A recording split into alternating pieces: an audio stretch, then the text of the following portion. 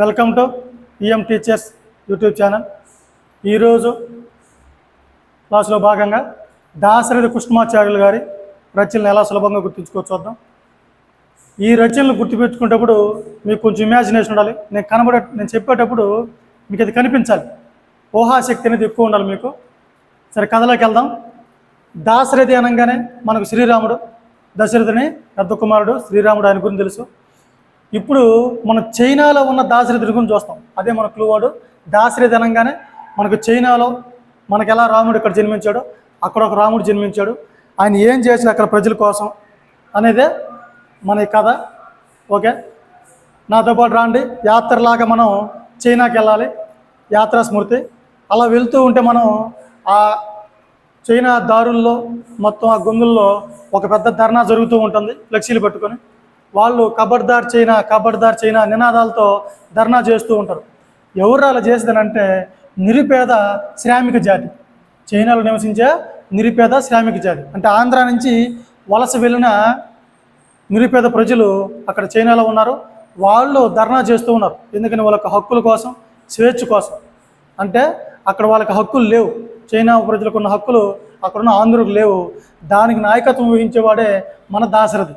అక్కడ రాముడు చాలా దేవుడైన గొప్పవాడు ఒక మానవుడి రూపంలో ఉంటూ ఆ ధర్నాలో నాయకత్వం వహిస్తూ ఉంటాడు.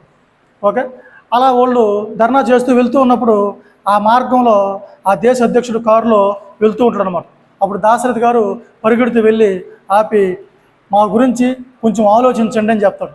దానికి ఆయన దేశ అధ్యక్షుడు ఆలోచనలు ఏమీ లేవు, మీరు మాతో పోరాటం అనేది తిమిరంతో సమరం లాంటిది, మీరు కామ్గా మీరు దేశానికి మీరు వెళ్ళిపోండి అని చెప్తాడు. అంటే తిమిరంతో సమరం అంటే చీకట్లో సమరం లాంటిది. మీరు మమ్మల్ని గెలవలేరు, మాతో ఆలోచనలు ఏం వద్దు, మీరు మాతో గెలవడం అనేది తిమిరంతో సమరం లాంటిది, మీ పాటికి మీరు వెళ్ళండి అని చెప్పి ఆ దాశరథిని అలా గెంటేస్తాడనమాట. కింద పడిపోయిన ఆయన కోపంతో ఆయన మెడలో ఉన్న రుద్రాక్షని దాన్ని తీసి దాన్ని వీణలాగా మార్చి వాగిస్తూ ఆ చైనా వాడి గురించి గాలోడా అంటూ గాలి గీతలు పాడడం మొదలు పెడతాడు.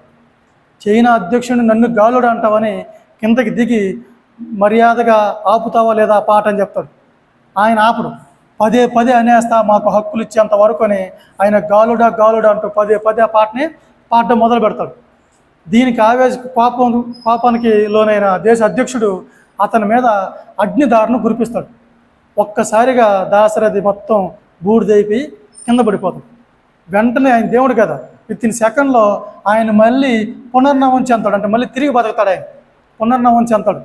అలా చెందంగానే అప్పుడు బుద్ధి వచ్చిన ఆ దేశ అధ్యక్షుడు వెంటనే ఆయనకి అమృతంతో అభిషేకిస్తాడు. కూర్చోబెట్టి అమృతంతో అభిషేకించి కవితలు రాసిన పుష్పాలను ఆయన పాదాల దగ్గర వేసి ఆయన పాదాలు ఒత్తుతూ, అయ్యా మీరు దేవుడని నాకు తెలియదు, నన్ను క్షమించండి, మీకేం కావాలో కోరుకోండి, మీకేంది కావాలనంటే అప్పుడు ఆయన చెప్తాడు, ఆంధ్ర ప్రజలకి మీ ప్రజల్లాగే స్వేచ్ఛ, సమానత్వం, హక్కులు కల్పించని చెప్తే అప్పుడు ఆ దేశ అధ్యక్షుడు, అయ్యా ఈరోజు అష్టమి, రేపు నవమి మంచం రోజు, రేపు ఉదయాన్నే వాళ్ళకి జీవితంలో ఒక మహోన్నతోదయం వస్తుంది, నేను అన్ను కల్పిస్తాను అని చెప్పి ఆయనకి మాటిస్తాడు.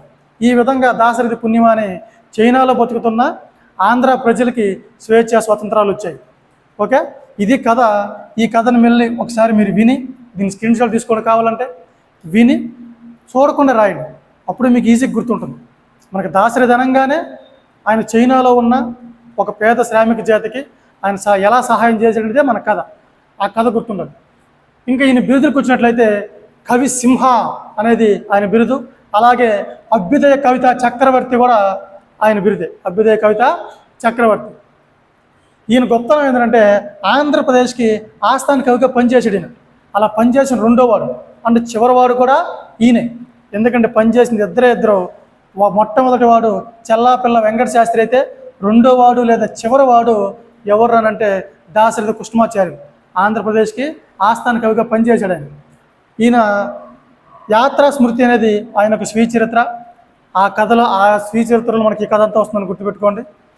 అలాగే ఈయన గురించి చూసినట్లయితే కవితా పుష్పకం అనేది రాష్ట్ర సాహిత్య అకాడమీ అవార్డు వచ్చింది దానికి. రాష్ట్ర సాహిత్య అకాడమీ అవార్డు అయినా లేదా ఆంధ్ర సాహిత్య అకాడమీ అవార్డు అన్నా ఒకటే. కవితా పుష్పకం అనే దానికి అది వచ్చింది.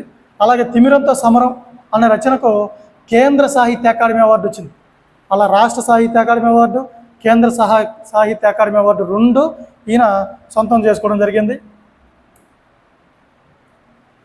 ఇందాక మనం అభ్యుదయ కవితా చక్రవర్తి అని చెప్పాను కదా, దాశరథి. సిమిలర్గా ఉన్న బిరుదులు ఇవి. ఇలా 3 ఉన్నారు.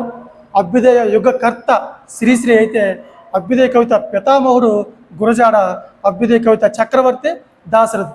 ఇలా ఎప్పుడైనా సరే మీకు సిమిలర్గా అనిపించినప్పుడు అవి ఒకే చోట రాసుకుంటే మనకు ఈజీగా గుర్తుంటుంది. ఇందాక అలా సిమిలర్గా ఉండేది మనం ఆల్రెడీ ప్రీవియస్ క్లాస్లో దేవులపల్లి కృష్ణశాస్త్రి గారి రచనలు చూసాం. దాంట్లో మనకు అమృత వీణ అని వచ్చింది. దేవులపల్లిది అమృత వీణ, ఈయనది రుద్ర వీణ, విద్వాన్ విశ్వంది మాణిక్య వీణ. ఇలా అన్నీ ఒకే చోట రాసుకుంటే కన్ఫ్యూజ్ కాకుండా ఉంటారు. ఓకే, ఇది దాశరథి కృష్ణమాచార్యులు గారి గురించి. నెక్స్ట్ క్లాస్లో ఇంకో కవి గురించి చూద్దాం.